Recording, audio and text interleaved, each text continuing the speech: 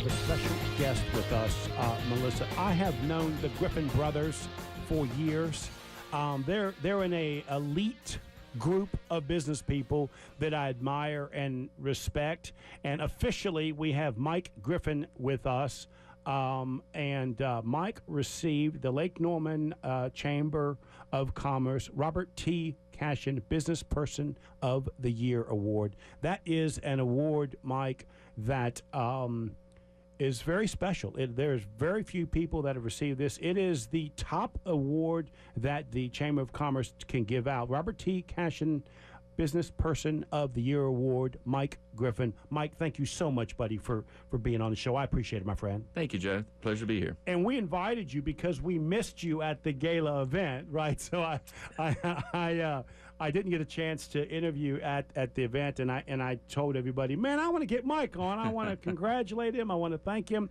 When you first heard that you had won this award, what did you think?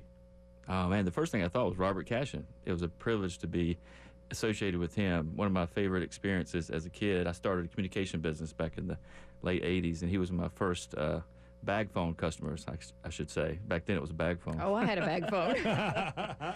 And I was a very busy day. Went up to his office, actually his house, which was his office, to deliver the phone, and the expectation was 30 minutes of training and get out of there. And 3 hours later, I left. And just to hear his stories about business and ethics and about just the community was wonderful. So it was a great experience. Yeah, and for me, when I saw your name as the, I get a little advance notice, that this stuff's happening, right, Mike? For me, I thought, wow, this could not happen to a better person. You and I know each other from passing. I'm going to call you a friend, whether you like it or not, right? You are a friend, Joe. And I've got a new friend, Melissa. That's great. Thank you. Man, those biscuits just make friends quickly. See, it's not all this charm, right? Blame the biscuits. For me, it's Egg McMuffins, but it's all good. Okay. Whatever it takes, right? And Mike, there's so many things that your family does as a business. Talk a little bit about that, right? Because it has evolved over the years. Talk about the start of your organization from your dad, and kind of move us through that. Sure. Of course, we're a classic family business. My dad's uncle started in the tire business in 1927, Honest Tire Service on West Trade Street near downtown Charlotte. Actually, where I-77 West Trade is now. And when my father got out of high school at North Mech, he was looking for opportunities. He partnered with his uncle, and eventually his uncle retired, and my dad's brother got involved, therefore the Griffin brothers. So we kind of trace our family history to 61 when my dad started working for his uncle. And I should get the date right, sometime in February. It was the Monday after the Daytona 500. That's a good way to remember. He went down to Daytona 500 with friends, came back and started working on that Monday. And that was his first day, and that's our first day of our family business. And it's just evolved. Dad was always a hard-working, driven individual, built that store, built the reputation. Then when my brother and I went to college, and we were the first in our family ever to go to college, but when we came out of college, he had this great foundation built for us to grow from. And at that time, it was one store, 15 employees, maybe about $1 million revenue, and we had this blessing of his 25 years of hard work, or 27 years of hard work, and took that to with him in partnership and grew it. And we have diversified over the years. Then talk about some of that diversification, some of the other things that you guys touch in on a little bit. Sure. When I came out of college, I had this entrepreneurial drive, and I started a communication business. As I mentioned, meeting Robert Cashion. Yep. In '89, I started Griffin Communications, sold cell phones, pagers, eventually internet service, until AOL put me out of business, and that part. But very lucky, got very fortunate, became the largest distributor for Alltel in the nation with selling phones, sold the business in '99. But also in those early 80s, we got to the waste business. My dad and I fell in love with managing construction waste and really went through the process of growing that. So, and that still is the predominant portion of our business. We have 5 construction and demolition landfills in the Carolinas. We manage new construction waste, so we process it, recycle it, or landfill it if we can't. See, that's something I didn't even know existed, if you will, but such a need for that, too, especially in the growing... Mike's got layers. He's got layers. I was going to say, he's revealing here. Well, I've got a father that's got this unbelievable entrepreneurial drive, and luckily I caught some of that, and maybe mixed in some of my mama's character in that, too. But basically, we had opportunities to grow as Charlotte grew, and that was the tire business was their cornerstone, taught us how to cut our teeth with customer service, taking care of people. Because usually when somebody comes into the door of a tire store, they're not happy. They love the cars, but they don't want to spend money on it. And Dad taught me how to deal with that. And my brother, in particular, did a great job of growing that business to 10 stores before we sold it in 2016. Let's talk a little bit about that, because working with family can be challenging, right? Yeah. And you and your brother, you guys sort of divided up responsibilities. Yeah.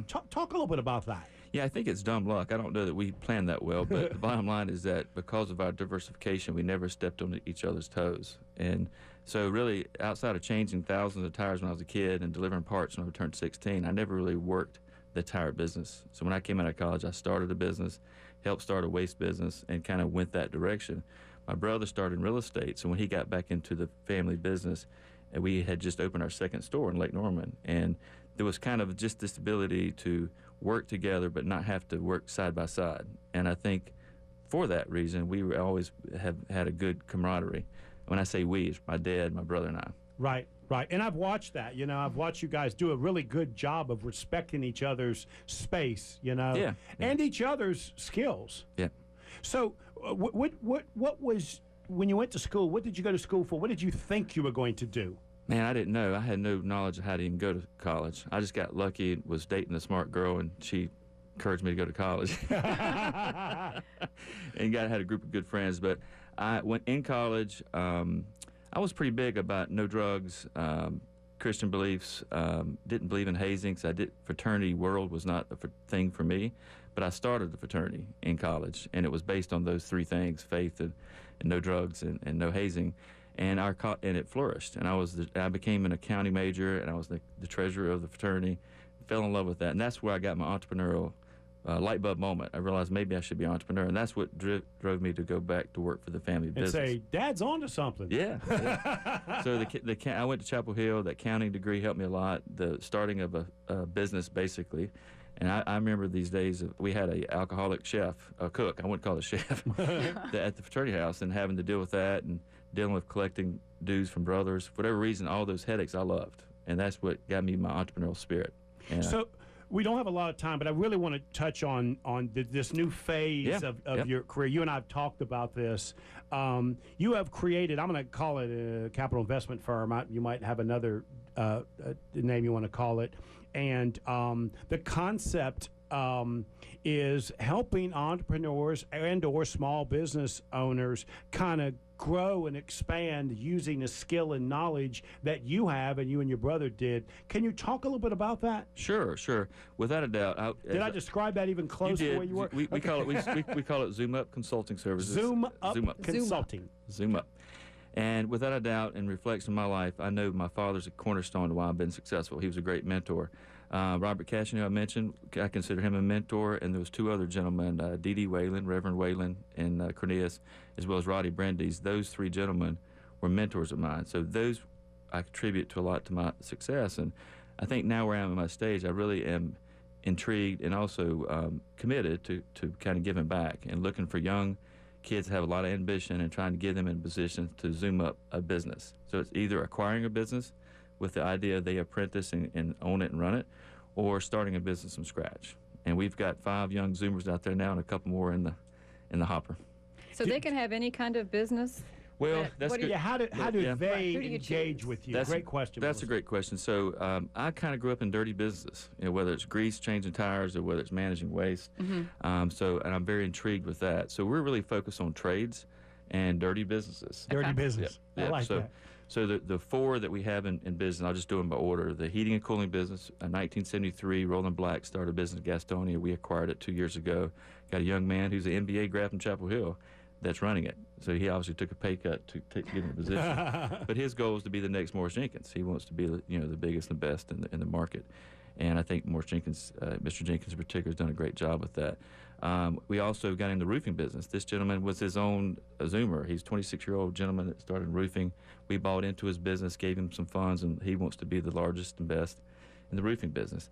We got into the grease trap business. So, Melissa, I'm looking forward to coming to you, hoping to have all the Iredale McDonald's. There you go. So we have Scott and Reese Blackwell in particular is our Zoomer. He's going to create the best grease trap business in the Carolinas, and hopefully we'll have McDonald's as a customer at some point. And then just recently started restoration. I got 2 gentlemen, one in the Triangle area and one in Charlotte, that's going to do restoration. So as you can kind of see the theme, they're dirty businesses. But I'm required, though. I mean, we have got to have these businesses. Exactly. Got to have them. And there's a shortage. The baby boomers, 10,000 retiring every day.